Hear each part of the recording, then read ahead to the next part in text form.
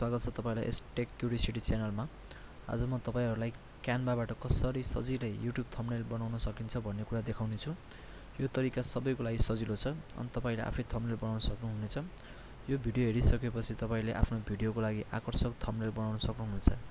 यदि तपाईले यो भिडियो मन पर्यो भने कृपया लाइक गर्नुहोस् र यस्ता नयाँ भिडियोहरुको लागि हाम्रो च्यानललाई सब्स्क्राइब गर्न नबिर्सिनु होला है त। ल सुरु गरौँ ल। सबैभन्दा पहिला चाहिँ तपाईहरुले यहाँ google.com भनेर खोल्नु होला हैन। गुगलको वेबसाइट आइसकेपछि तपाईले गुगलमा गएर चाहिँ क्यानभा भनेर चाहिँ टाइप गर्नु होला।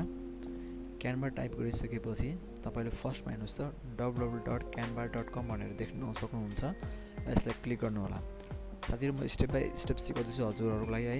सो एभ्री बिगिनर जति जना पनि बिगिनर हुनुहुन्छ उहाँहरुको लागि चाहिँ एकदम सजिलो एकदम हेल्पफुल चाहिँ भिडियो हुनेछ है त। र यो वेबसाइट खोलिसकेपछि हेर्नुस् त www.canva.com भन्ने यो canva.com को चाहिँ वेबसाइट खुलेको छ।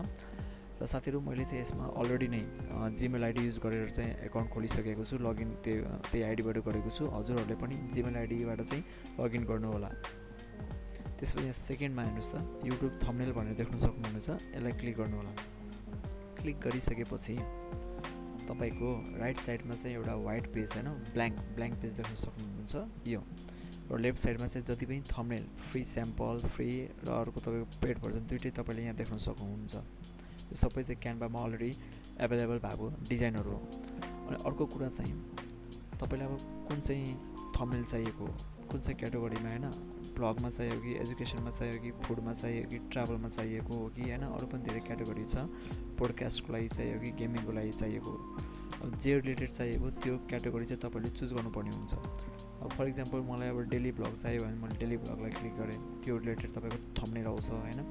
मलाई टेक रिलेटेड चाहियो भने मैले यो ब्ल्याङ्कमा गएर हैन यसलाई डिलिट गरे अनि यहाँ टेक भनेर लेखे मैले।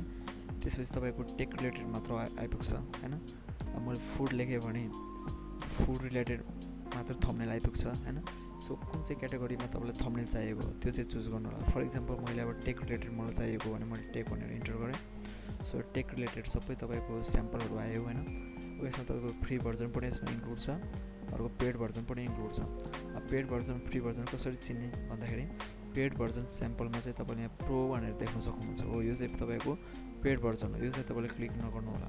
सो तपाईले चाहिँ फ्री भर्जन युज गर्नु छ भने यो जुन चाहिँ थम्बनेलमा तपाईले त्यो प्रो भनेर देख्नुहुन्न नि हो त्यो चाहिँ तपाईको फ्री भर्जनको हो। सपोज मलाई अब मानौ कुनै एउटा मैले लिए मानौ मलाई यो डिजाइन मन पर्यो भने मैले यसलाई क्लिक गरे। क्लिक गरिसकेपछि यो थम्बनेल चाहिँ तपाईले देख्न सक्नुहुनेछ। तपाईले चाहिँ यो एभ्रीथिङ चाहिँ तपाईले एडिट गर्न सक्नुहुन्छ आफ्नो अनुसार। फर एक्जाम्पल मलाई यो 5 टेक यहाँ यो चेन्ज गर्न सक्छु यो पनि चेन्ज गर्न सक्छु यो पनि चेन्ज गर्न सक्छु। अब कसरी चेन्ज गर्ने त हैन।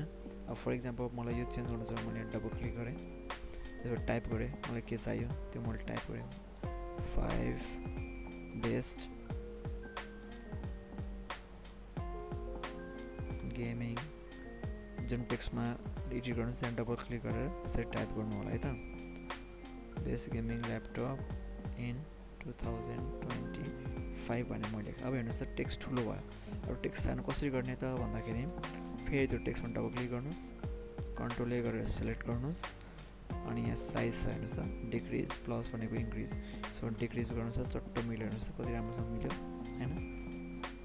अनि जुन चाहिँ मन पर्दैन त्यसलाई सिलेक्ट गर्नुस् ल्यापटपबाट डिलिट बटन प्रेस गर्नु त डिलिट हुन्छ। बुझ्नुभयो नि। जुन अननेसेसरी जति पनि यो सेपहरु छ त्यसलाई पनि सिलेक्ट गरेर डिलिट गर्नु सक्नुहुन्छ तपाईले। बुझ्नुभयो। सो एकदम सजिलो छ। अब कुनै पनि टेक्स्टको चाहिँ कलर चेन्ज गर्नु छ भने त्यो टेक्स्टलाई डबल क्लिक गर्नु अथवा सिंगल क्लिक गर्नु सिलेक्ट हुन्छ। त्यसपछि यहाँ गएर हेर्नुस् त टेक्स्ट कलर भनेर देख्नुहुन्छ। यसलाई क्लिक गरेर तपाईले आफ्नो अनुसार चाहिँ कलर सिलेक्ट गर्नुहुन्छ। ल हेर्नुस् त डिजाइन चेन्ज भयो नि। हो यति भइसकेपछि अब यो डाउनलोड गर्नु पर्यो भने शेयर बटन देख्न सक्नुहुन्छ। शेयरमा क्लिक गर्नु होला डाउनलोड बटनमा क्लिक गर्नु होला। फाइल टाइप पीएनजी नै छ पीएनजी नै सिलेक्ट गर्नु होला र डाउनलोडलाई क्लिक गर्नु होला। त्यसपछि यो तपाईको डाउनलोडिङ भनेर देखाइरहेको छ। सो यो तपाईको डाउनलोड कम्प्लिटेड डाउनलोड भयो है त साथीहरु।